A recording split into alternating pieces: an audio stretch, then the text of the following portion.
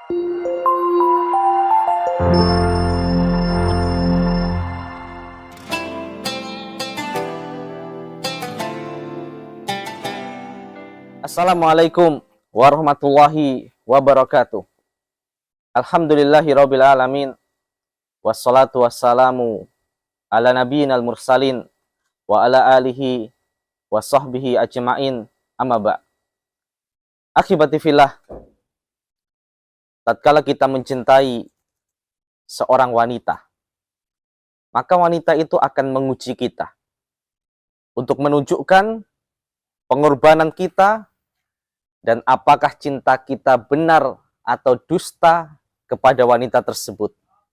Mungkin wanita itu akan meminta berbagai macam permintaan untuk menunjukkan bahwasanya cinta kita tidak main-main dan cinta kita benar-benar tulus kepada wanita tersebut. Begitu pula ketika kita mencintai Allah Subhanahu wa taala.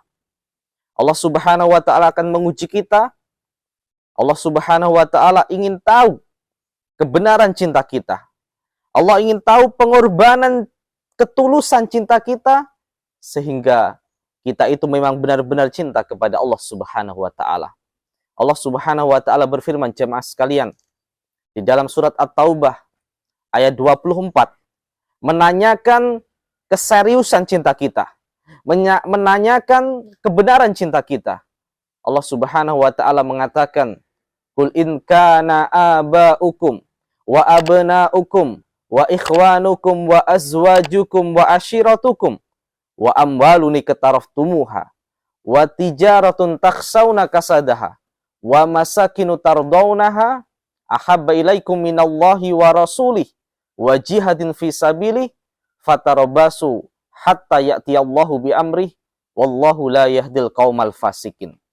Katakanlah, jikalau bapak-bapakmu, anak-anakmu, saudara-saudaramu, pasangan-pasanganmu, keluargamu, harta yang kamu kumpulkan, perdagangan, pekerjaan yang kamu takut akan kerugiannya, rumah yang kamu sukai, dari 8 hal itu, kata Allah Subhanahu wa taala, lebih kalian cintai daripada Allah dan Rasulnya Shallallahu alaihi wasallam, maka tunggu keputusan dari Allah Subhanahu wa taala. Wallahu la yahdil qaumal fasikin.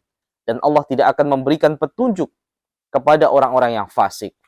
Akhibati fillah, Allah mau nanyakan 8 hal tersebut untuk menguji keseriusan cinta kita. Dan kita akan diuji oleh Allah Subhanahu wa taala pada orang tua kita, pada anak kita, pada pasangan kita, pada harta kita, untuk menunjukkan keseriusan cinta kita. Kita ingat salah satu kisah bagaimana Allah Subhanahu wa taala ingin mempertanyakan kecintaan Nabi Ibrahim alaihissalam kepada Allah Subhanahu wa taala. Bagaimana Nabi Ibrahim alaihissalam, wa idzi betala Ibrahim rabbuhu bi kalimatin fa'atammahun, diuji oleh Allah Subhanahu wa taala dengan beberapa hal. Bagaimana Nabi Ibrahim alaihissalam tidak kunjung punya seorang putra.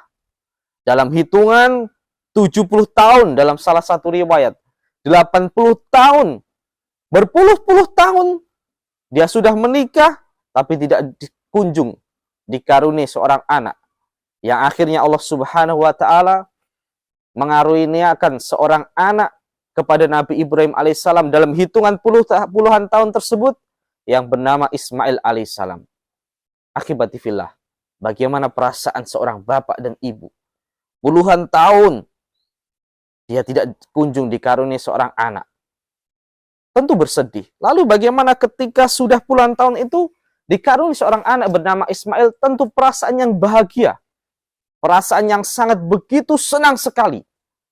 Tapi tidak lama, akhibati fillah, Nabi Ibrahim alaihissalam kembali dipertanyakan cintanya oleh Allah Subhanahu wa taala. Anak yang baru lahir disuruh meninggalkan oleh Allah Subhanahu wa taala di suatu lembah yang namanya Bakkah atau Mekah sana. Yang pada saat itu tidak ada kehidupan, tidak ada air, tidak ada tumbuhan. Ditinggalkan Hajar dan juga Nabi Ismail alaihissalam oleh Nabi Ibrahim alaihissalam. Bagaimana perasaan Nabi Ibrahim alaihissalam, anak yang ditunggu-tunggu puluhan tahun, baru lahir, kemudian oleh Allah Subhanahu wa Ta'ala disuruh untuk meninggalkan di Mekah sana, di suatu tempat yang tidak ada kehidupan.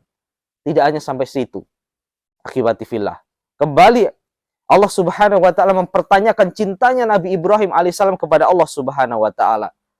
Tatkala sudah ditinggalkan itu Nabi Ismail oleh Nabi Ibrahim alaihissalam, akhirnya Nabi Ismail beranjak dewasa.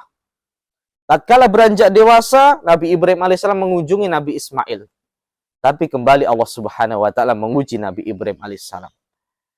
Nabi Ibrahim bermimpi, diperintahkan oleh Allah Subhanahu wa Ta'ala untuk menyembelih Ismail alaihissalam.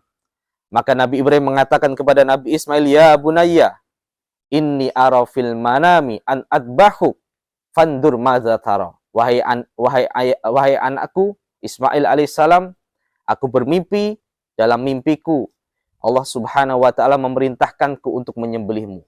Fandur madza tara, maka pikirkan bagaimana pendapatmu. Maka apa jawaban Nabi Ismail alaihissalam? Seorang anak yang solih, seorang anak yang dididik di atas tauhid. Ya abatif al matu'mar, satajiduni insyaallahu minas sabirin. Wahai ayahanda, kalau itu memang perintah Allah Subhanahu wa Ta'ala, maka laksanakan dan engkau akan mendapatiku sebagai seorang yang sabar. Akhibati fillah, akhirnya Nabi Ismail disembelih oleh Nabi Ibrahim alaihissalam. Dan begitu pun jamaah sekalian yang dimuliakan oleh Allah Subhanahu wa Ta'ala.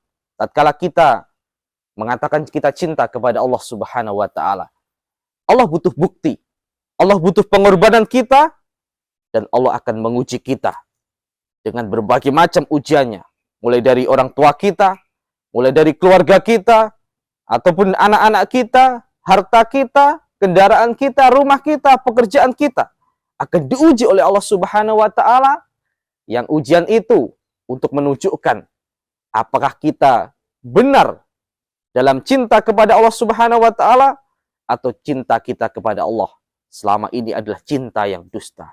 Barakallahu fikum. Assalamualaikum warahmatullahi wabarakatuh. شهر الخير وحب الغير قيام الليل صيام